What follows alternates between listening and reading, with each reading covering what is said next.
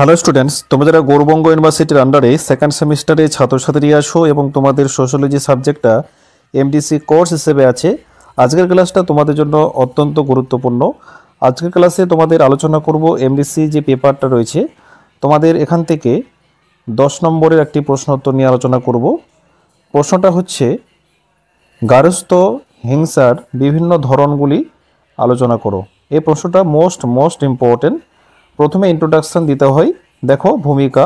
ভারতবর্ষের স্বাধীনতার পূর্বে ও পরে দীর্ঘ সময় ধরে নারীরা লাঞ্ছিত, বঞ্চিত, অত্যাচারিত ও অবহেলিত হয়ে এসেছে। বিশেষত পারিবারিক পরিবেশ পরিমণ্ডলে পুরুষের দ্বারা বারংবার লাঞ্ছিত ও অত্যাচারিত হয়েছেন তথা গৃহহিংসার শিকার হয়েছেন। স্বাধীনতার পরে নারীদের প্রতি নির্যাতন রোধে বিভিন্ন প্রকার আইন প্রচলিত থাকা সত্ত্বেও তাদের সুরক্ষার জন্য এক নতুন আইন প্রবর্তনের প্রয়োজন দেখা যায়।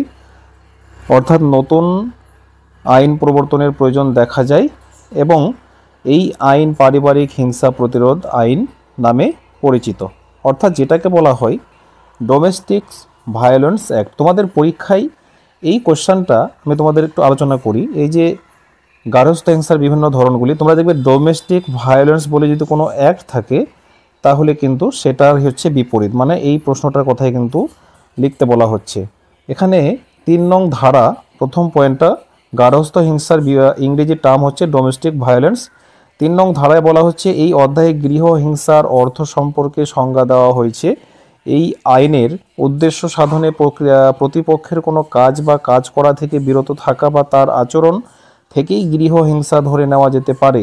মানে এই যে কোনো কিছু কাজ, মানে যারা কাজ করে মেয়েদেরকে দেখে, যারা বেশি অ্যাডভান্টেজ, যারা কাজ করে তাদেরকে দেখে যে নারীর প্রতি যে হিংসা আমাদের দেশে, এগুলো কিন্তু ডোমেস্টিক ভায়োলেন্সের একটা হচ্ছে কি প্রকট। তারপরে বিক্ষুব্ধ ব্যক্তির শরীরের জন্য ক্ষতিকারক বা বিপজ্জনক বা সুস্থ জীবনযাপনে অসুবিধা হয়, সেটি মানসিক বা শারীরিক যেমনই হোক না কেন, অর্থাৎ জেবুক অত্যাচার ক্রমাগত চালাতেই থাকা তৎসহ দৈহিক যৌন অত্যাচার, মৌখিক এবং প্রক্ষোভজনিত নিগ্রহ।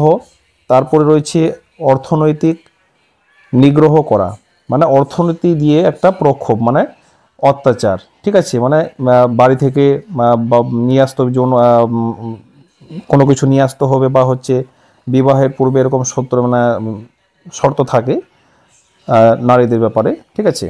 তো শ্বশুর বাড়ির এই প্রথাগুলো আগে এখনও ভারতবর্ষে আছে।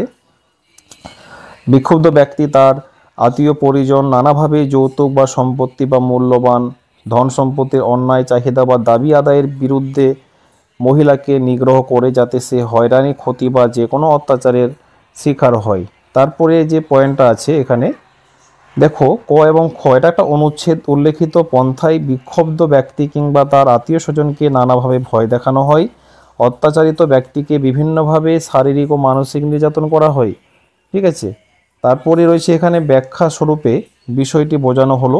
তোমরা পরীক্ষায় এরকম টু দ্য পয়েন্ট, তোমাদের পরীক্ষায় যদি প্রশ্নটা আসে তোমরা কিন্তু এরকম লেখার চেষ্টা করবে।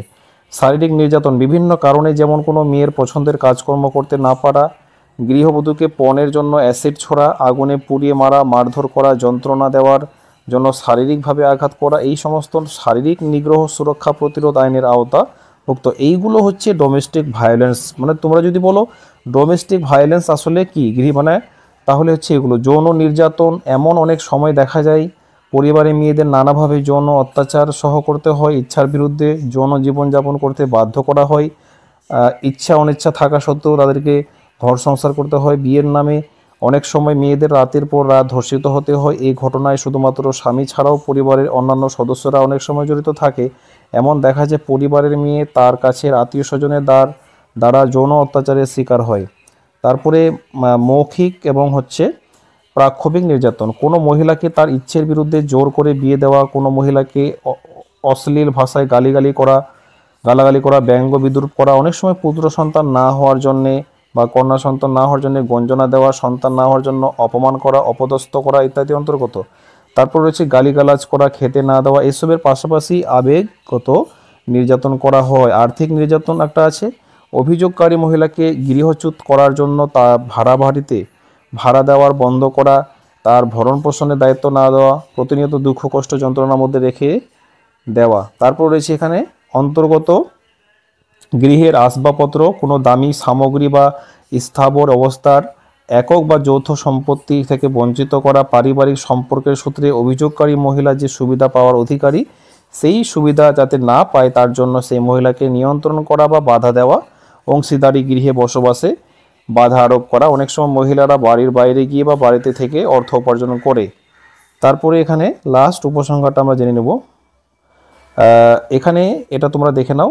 গার্হস্থ্য হিংসা একটি জটিল সমস্যা, সামাজিক সমস্যা যা ব্যক্তিগত বা সামাজিক উভয় ক্ষেত্রেই গভীর প্রভাব ফেলে। এই সমস্যাটি নারীর উপর সবচেয়ে বেশি প্রভাব ফেলে, তবে এর শিকার ঠিক আছে হতে পারে অন্য যে কোনো অন্য কেউ এটার হয়তো শিকার হতে পারে। গার্হস্থ্য হিংসা সমাজে একটি বড় সমস্যা। আমাদের ভারতবর্ষে এটা আমাদের বড় একটা সমস্যা, যা প্রতিরোধ বা সমাধানের জন্য সম্মিলিত প্রচেষ্টা প্রয়োজন। এটার আসলে যে সমাধান প্রয়োজন সেটা কিন্তু এখনও কিন্তু দেশে কিন্তু হয়নি। তারপরে নেক্সট যে প্রশ্নটা রয়েছে, ভারতে বাল্য বিবাহের সমস্যাটি, এর পরের দিন এটা আলোচনা করব।